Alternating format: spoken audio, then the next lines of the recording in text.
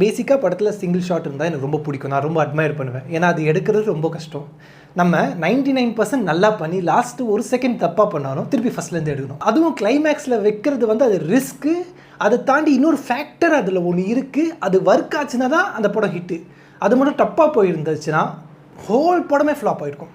Whole படமே நான் சொல்கிறேன். நான் ஃபஸ்ட் டேலாம் போகல, என் ஃப்ரெண்டு போய் பார்த்துட்டு வந்து எனக்கு சொல்லிட்டான் அந்த லாஸ்ட் சீன் எப்படி வந்திருக்கு, என்ன அதில் மிஸ்ட்ரின்னு சொல்லி எல்லாமே எனக்கு தெரியும். அது தெரிஞ்சுட்டு அந்த படத்தை வந்து நான் பார்க்குறேன். சத்தியமாக சொல்கிறேன், நான் அதை நோட்டீஸ் பண்ணல. எனக்கு என்ன நடக்க போகுதுன்னு தெரிஞ்சு நான் அந்த விஷயத்தை மறந்துருக்கேன்னா அந்த அளவுக்கு அதோட ஆக்டிங் பர்ஃபார்மன்ஸ் நல்லா இருக்குது, டைரெக்ஷன் நல்லா இருக்குது, மியூசிக் நல்லா இருக்குது, கேமரா ஆங்கிள் நல்லா இருக்குது, ஃப்ரேமிங் சரியாக இருக்குது, லைட்டிங் சரியாக இருக்குது. அங்கே இருக்கிற ஜூனியர் ஆர்டிஸ்ட்லேருந்து சைடு ஆர்டிஸ்ட்லேருந்து எல்லாமே டைமிங்கில் டைலாக் பர்ஃபார்ம் பண்ணது தான் அந்த சீனை இப்படி கொண்டு வந்து நிறுத்தியிருக்கு.